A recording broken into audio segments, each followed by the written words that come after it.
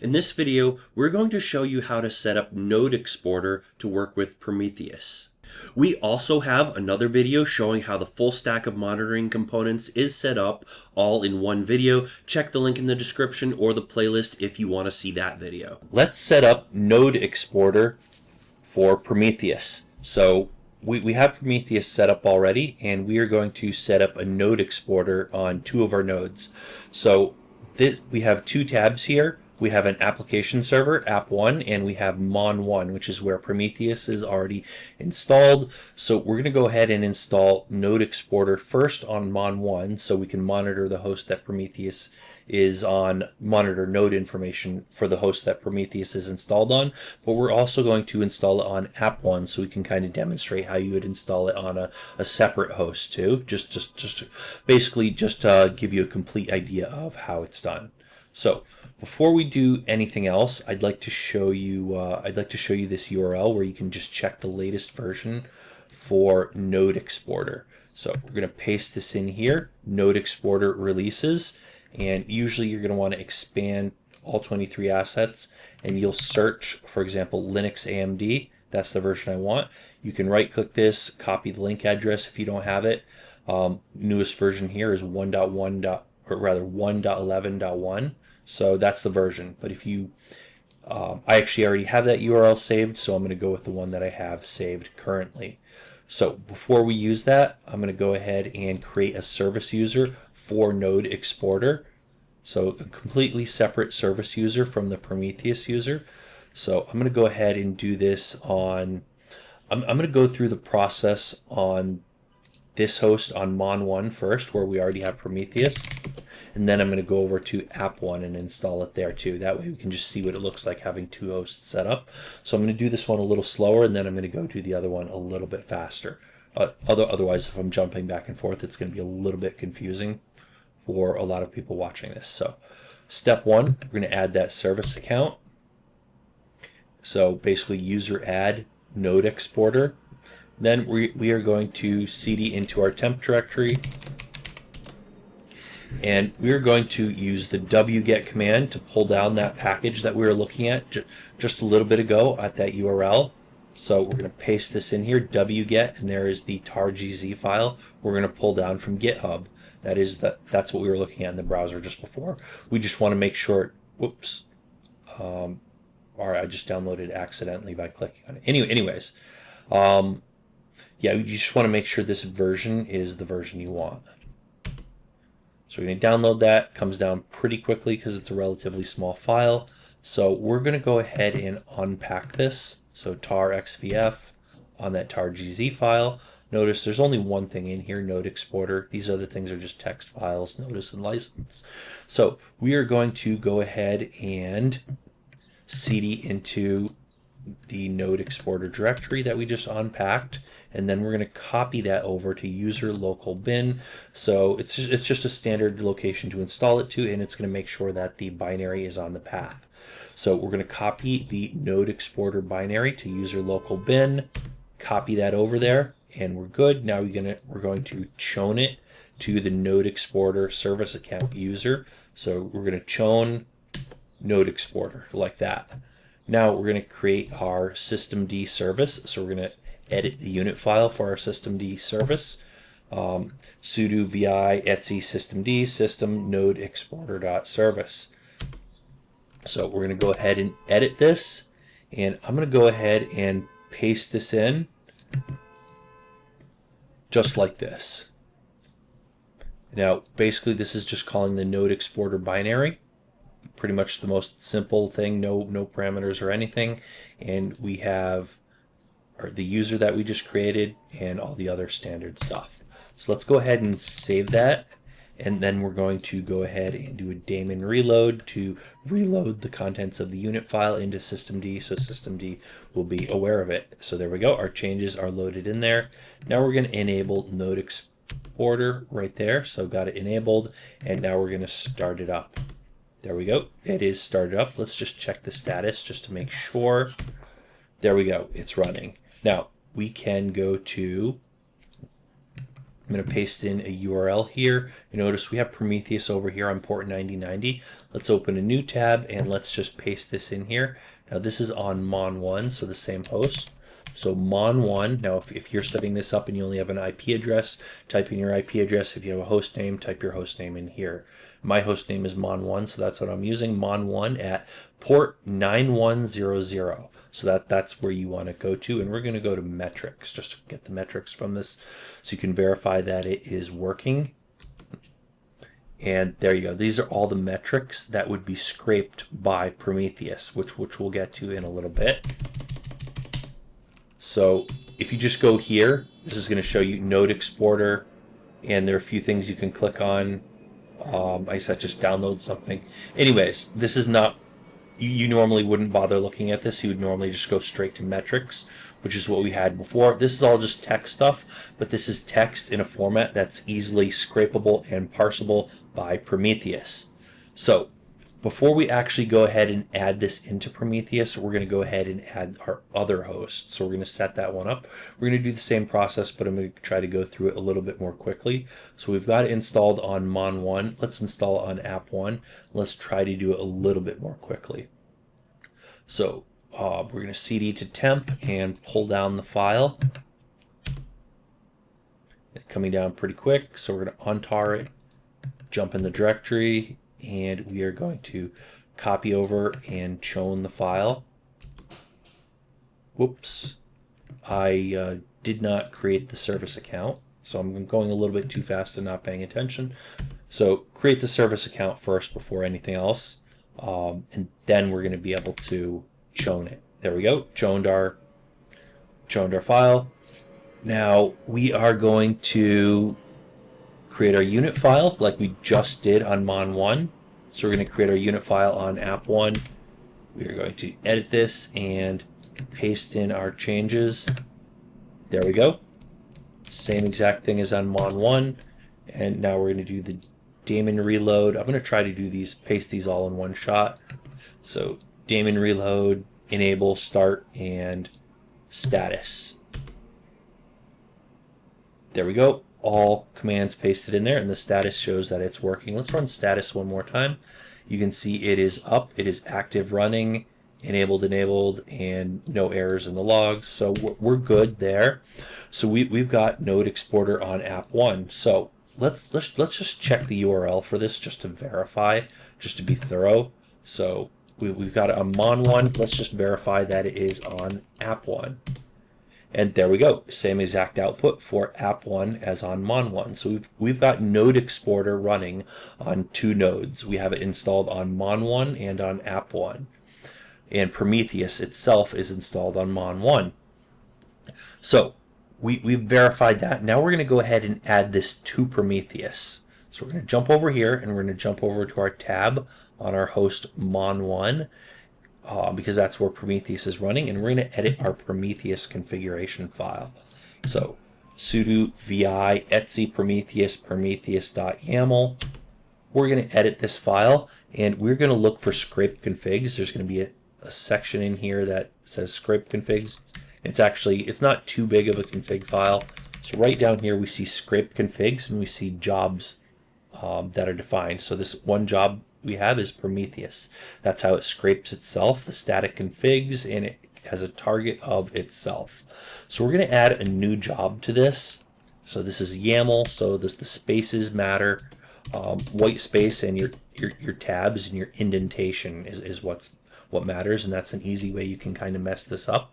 So we're going to go ahead and add some target. We're going to add a new job with a new static config, and it has to be under the scrape configs. There's one job defined here.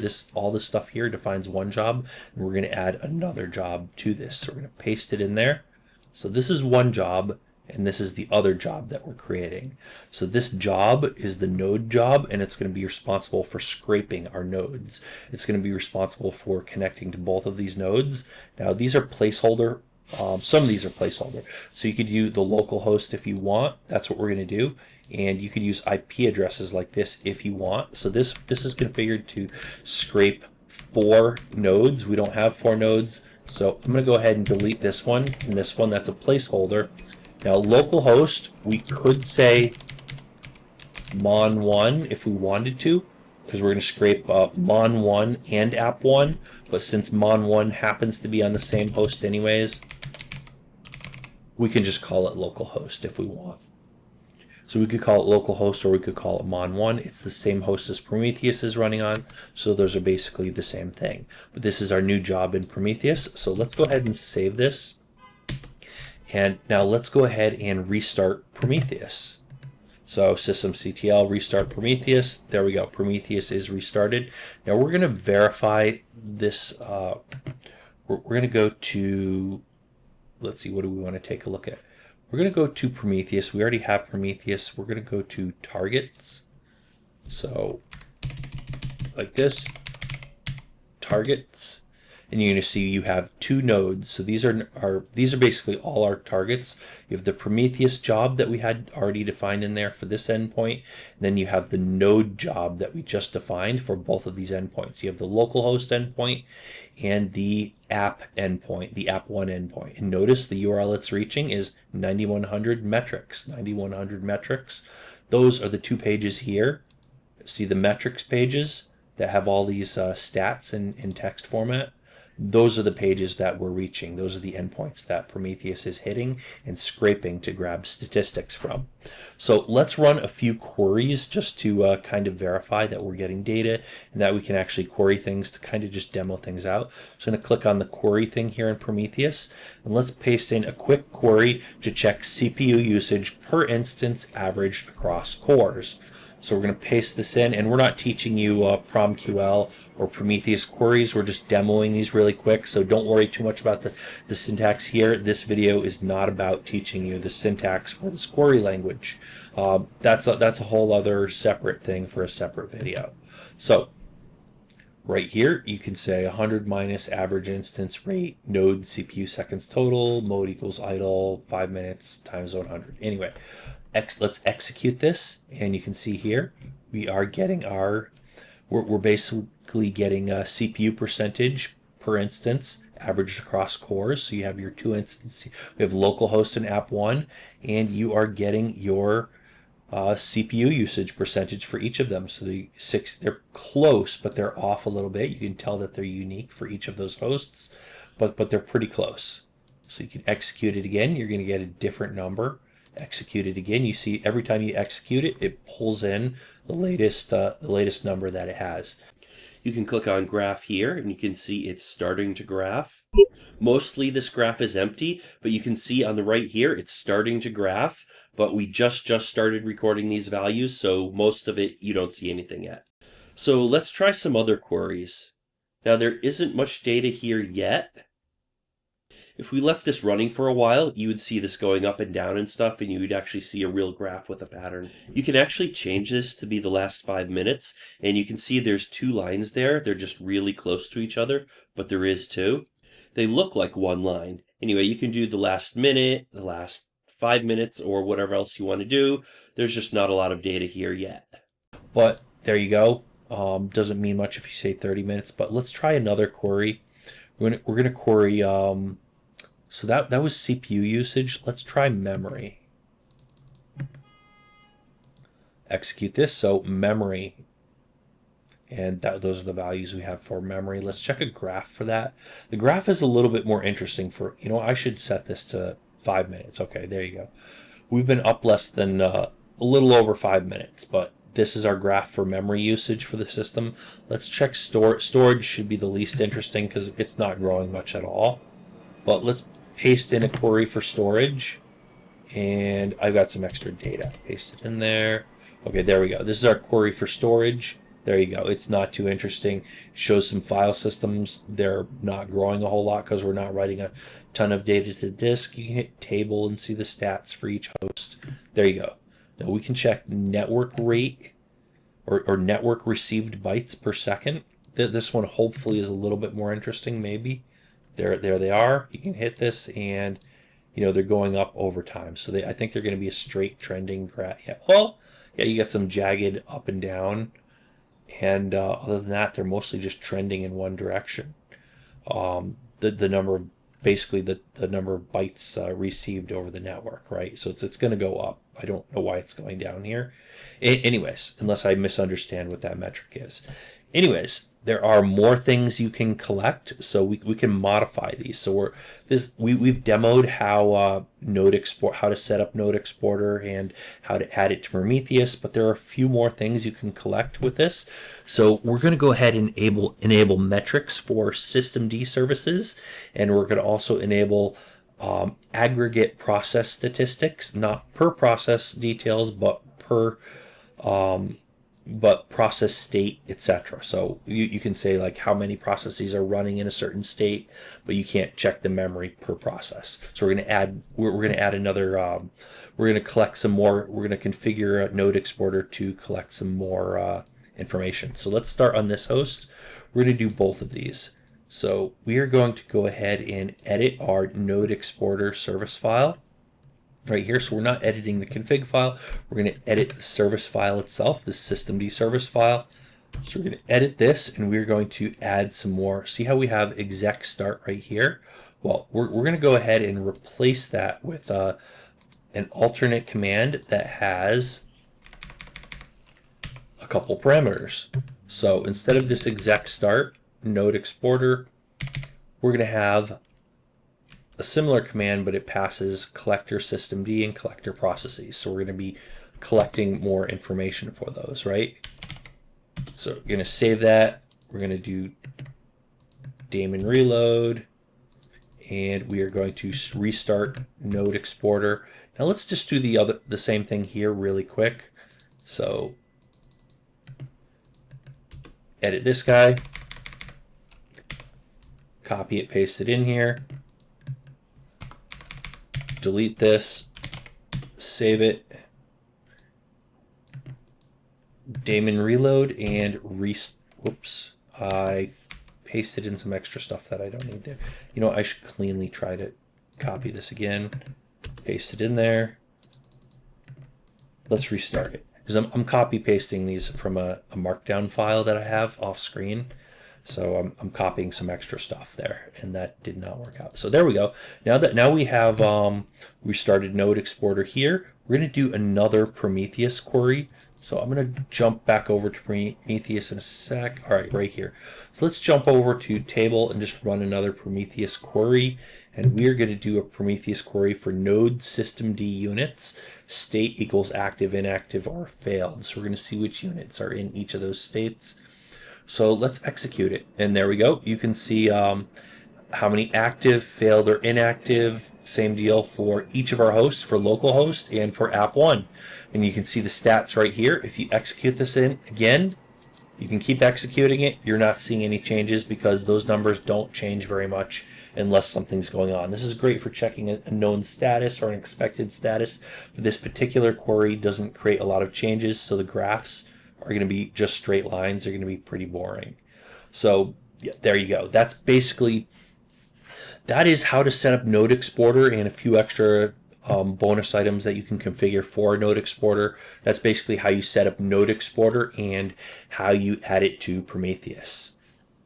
If you want to see how to set up the other components that also work with this, just check the playlist that this video is in. If you want to see the full stack setup with all of the components all in one video, we have a full video that includes everything in the playlist also.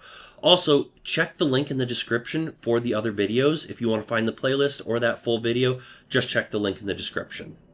If you found this video useful or interesting, you might want to give me a thumbs up for this video. If you have any questions, comments, or criticisms, feel free to leave a comment down below. Also, leave a comment if you want to share your own experience or if you've tried this out yourself. And also, most importantly, make sure you hit that subscribe button so you don't miss out on our other great tech content. We're covering hardware, software, electronics, robots, 3D printing, Raspberry Pis, and more. Also, hit the bell icon so you actually get an update when we do come out with new videos. Otherwise, YouTube won't let you know.